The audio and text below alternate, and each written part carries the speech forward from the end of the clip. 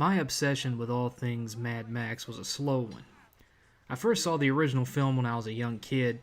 I'd just gotten cable, so this would have been around age 8 or so.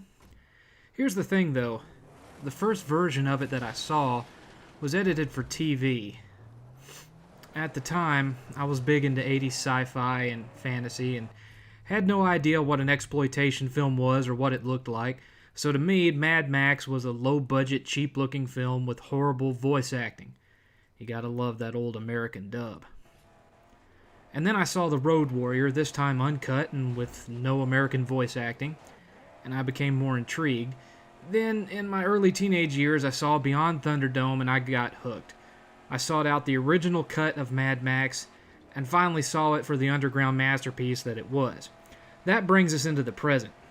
Mad Max Fury Road came out last summer and was a resounding success, albeit with some people screaming that it was a pro-feminist film and Max was just a supporting character. A quick side note to that, if you don't mind. I've got news for you, folks. Road Warrior is almost universally hailed as the best film of that series. Max had 16 lines in that movie. 16. And just like in Fury Road, he just wants to be left alone and gets dragged into someone else's story. All Mad Max films, except the first one, follow that same formula. If you want a movie that focuses on Max and his story, go watch the original film.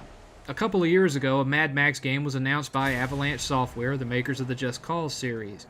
It hit the shelves this past fall, and many dismissed it without even giving it a single playthrough, fearing it was yet another licensed movie tie-in. Well, I'm here to tell you that this is just not the case at all. While it does have story cues that draw from the newest film, along with Easter eggs from the previous films in the series, Mad Max the video game is its own unique standalone story, and short of a few minor issues, it's a glorious game. As was the case with Beyond Thunderdome and Fury Road, the story begins with Max running afoul of some bad guys and losing his car. In this case, the big bad is named Scabrous Scrotus and is the son of Immortan Joe, the villain from Fury Road. Apparently, Scrotus is the leader of a whole other regiment of war boys than were seen in the film, seeing as how Furiosa is never mentioned and the Oasis is never seen. Now Scrotus rules over Gastown, the distant city that Furiosa was supposed to go to but never did, and its surrounding territories. And it puts quite a damper on his day when Max gets away from him by ramming his own chainsaw right through his forehead. But while Max escapes, they still have his car, and he's stranded in the desert. He runs into a hunchback called Chum Bucket, who just happens to be a mechanic with a religion based on cars and engines, and also just happens to be in the process of building the ultimate expression of death on wheels, a supercar he refers to as the Magnum Opus. There's just one problem. It's missing a shitload of parts, including the big block V8 engine that it needs, so in exchange for Mac getting the parts to build the Magnum Opus, Chum Bucket agrees to serve as his mechanic and co-pilot, helping Max to work his way to Gastown and get his own car back. While you'd think that an open-world Mad Max game from Avalanche would play like Just Cause, it's actually closer to a best-of montage of several other sandbox titles. Its counter-rhythm-based combat feels very similar to what you would find in one of the Batman Arkham games, or Shadow of Mordor, or to an even lesser extent the Assassin's Creed series. While it takes a little bit of getting used to, you eventually level up and learn new combos and finishers that make you a real force to be reckoned with, even with a large number of enemies on screen. You do have a shotgun that is upgradable, but ammo is scarce, so don't expect to be able to clear out entire areas using fistfuls of buckshot. It's mostly used as a combo finisher and for thinning out crowds when you stumble into a fight with too many pairs of fists to deal with. There is a sniper rifle, but it's tied to the car, and we'll get to that in a minute. The mission structure has elements of both the Arkham games and the Assassin's Creed series. As with Assassin's Creed, you unlock larger portions of the map and find new quests by getting a higher look at the terrain. Only with Mad Max you do so via hot air balloons instead of climbing towers. This is all well and good, and any gamer who's put a few hours into any of the aforementioned titles will feel right at home from the minute the game is started, but it's the car combat that really sets Mad Max apart. Above all else, Max is known for his driving skills, and that certainly comes into play here. I would say that about 60 to 70% of your overall game time will be spent in your car. There are several areas that can only be accessed via use of the car, numerous missions that make use of the car, enemy bases that you can't even get within 100 feet of without first taking out its defenses with the car, supply convoys of enemy bosses that you have to shut down with the car, and so on. The bulk of your side missions are all car-based. Taking out sniper towers, pulling down the flaming signs of Scabrous Scrotus to help lower the area's threat level, and of course, there's the races. You can play most of the game without having to complete any of the races, but there is at least 2 I remember that you can't avoid. But if you're a trophy hunter and need to collect all the cars, the races are required, and you have to finish in the best time possible as well.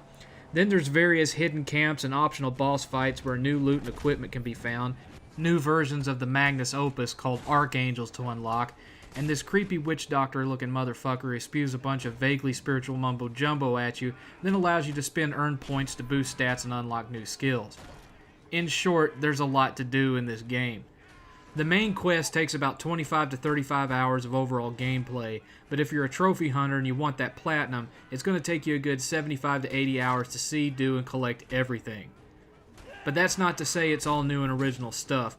As is typical of the sandbox genre, one of the game's biggest and only flaws is repetition. You're going to be doing the same things in this game a lot. There's lots of sniper towers to pull down, Scrotus signs to pull down, bases to take over, oil fields to destroy, convoys to run off the road, and bases that you have to build up and fortify with scrap earned from all the shit I just mentioned, and the same types of hidden items you'll find along the way. All of this is forgivable because it's what one comes to expect from this genre, but the one thing I cannot forgive are the boss fights. It's not that they're broken, they work just fine. There's no glitches, there's nothing wrong with the animation, no game-breaking bugs or anything like that. It's just one simple fact: they're all the same fight. With the exception of one mini boss fight towards the end of the game and the multi-part final boss fight of the game, you can defeat every single boss using the exact same strategy. Let them charge at you, dodge roll behind them, hit them in the back, back off, and repeat until boss killing quick time event. I'm dead serious. Only the last 2 boss fights of the game are done any differently, and even one of those is just slightly different because you're going up against a smaller, more agile fighter. You can say whatever you like about the Arkham games, but they did a good job of making sure each boss fight was a unique, different experience from the last one. Not so with Mad Max. Considering everything else they got so right, it's mildly annoying that they got this, of all things, wrong.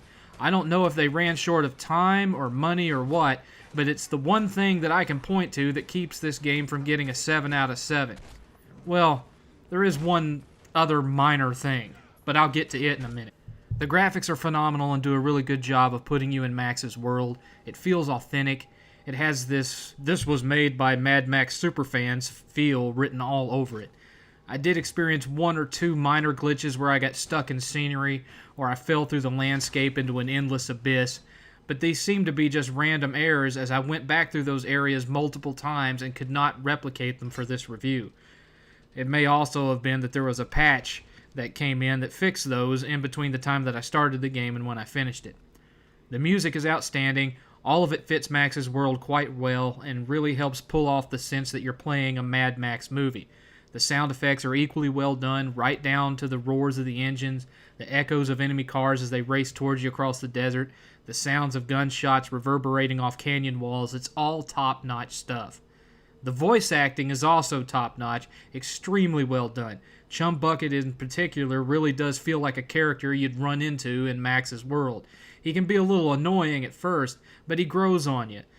So much so that I actually found myself getting a little pissed off about how his part of the story ends. Speaking of the story, it's very well done and has some surprisingly brutal moments in it that really makes you feel for Max, and some that almost make you hate him. The plot does a tremendous job of driving home a very key point that has been made in all of the movies up until now.